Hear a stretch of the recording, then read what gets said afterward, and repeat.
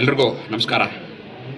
ಈ ದಿನ ಒಂದು ಇತ್ತೀಚೆಗೆ ರಾಷ್ಟ್ರದ ರಾಜಕಾರಣದಲ್ಲಿ ಒಂದು ವಿಧಾನಸಭಾ ಕ್ಷೇತ್ರದ ಭಾರತೀಯ ಜನತಾ ಪಕ್ಷದ ಗೆಲುವು ಇಡೀ ರಾಷ್ಟ್ರ ರಾಜಕಾರಣವನ್ನು ಒಂದು ತಲ್ಲಣ ಮೂಡಿಸಿದೆ ಅಂದರೆ ತಪ್ಪಾಗಲಾರದು. ಅದ್ಯಾವುದಪ್ಪ ಅಂದರೆ ಇತ್ತೀಚೆಗೆ ನಡೆದಂಥ ಬಂಗಾಳ ಉಪಚುನಾವಣೆ, ಪಶ್ಚಿಮ ಬಂಗಾಳ ರಾಜ್ಯದ ಉಪಚುನಾವಣೆಯ ಫಲಿತಾಂಶ.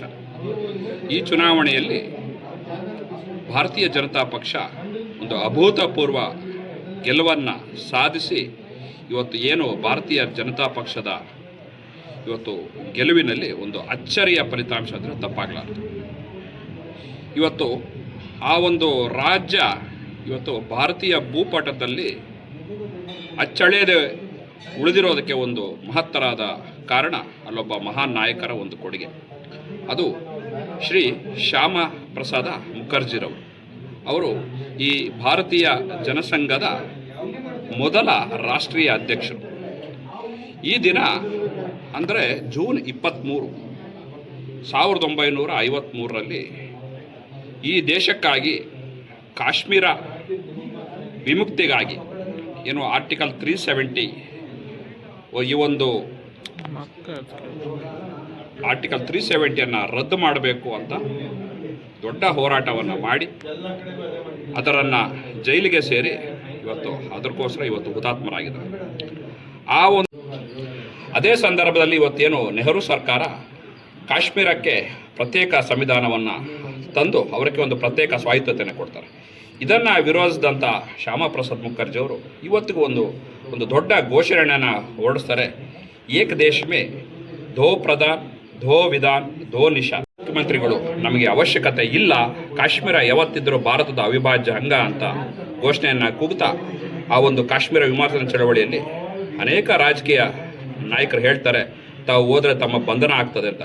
ಆದರೂ ಅವರ ಎದೆಗುಂದದೆ ಕಾಶ್ಮೀರ ಗಡಿಯನ್ನು ಪ್ರವೇಶ ಮಾಡಿ ಅವರ ಹೋರಾಟಕ್ಕೆ ಹೇಳ್ತಾರೆ. ಆಗ ಅವರನ್ನು ಬಂಧಿಸಿ ಕಾಂಗ್ರೆಸ್ ಪಕ್ಷ ನೆಹರು ಸರ್ಕಾರ ಅವರನ್ನು ಜೈಲಿನಲ್ಲಿ ಇಡ್ತಾರೆ. ಆದರೆ ಅಚಾತುರ್ಯ ಒಬ್ಬ ಮಹಾನ್ ನಾಯಕನ ಅಂತಿಮ ಸಾವು ಆಗ್ತದೆ, ಜೈಲುಗಳಲ್ಲಿ ಆಗ್ತದೆ. ಆದರೆ ಇವತ್ತು ಕೂಡ ಆ ಸಾವಿಗೆ ಕಾರಣಗಳನ್ನು ಪತ್ತೆ ಹಚ್ಚುವಲ್ಲಿ ಎಲ್ಲ ಸರ್ಕಾರಗಳು ಹಿಡಿದಿದೆ, ನಿಗೂಢ ಆಗ್ತದೆ. ಹೀಗೆ 53ರಲ್ಲಿ ಒಬ್ಬ ಮಹಾನ್ ಮಾನವತಾವಾದಿಯ ಒಂದು ಅವರ ಒಂದು ಸ್ಫೂರ್ತಿಯಿಂದ ಭಾರತೀಯ ಜನಸಂಘ 80ರಲ್ಲಿ ಭಾರತೀಯ ಜನತಾ ಪಕ್ಷವಾಗಿ ಮಾರ್ಪಾಟಾಗಿ ಇಡೀ ದೇಶದಲ್ಲೇ ಇಡೀ ವಿಶ್ವದಲ್ಲೇ ಬಹುದೊಡ್ಡ ರಾಷ್ಟ್ರೀಯ ಪಕ್ಷವಾಗಿ ಅಧಿಕಾರ ನಡೆಸ್ತಾ ಇದೆ.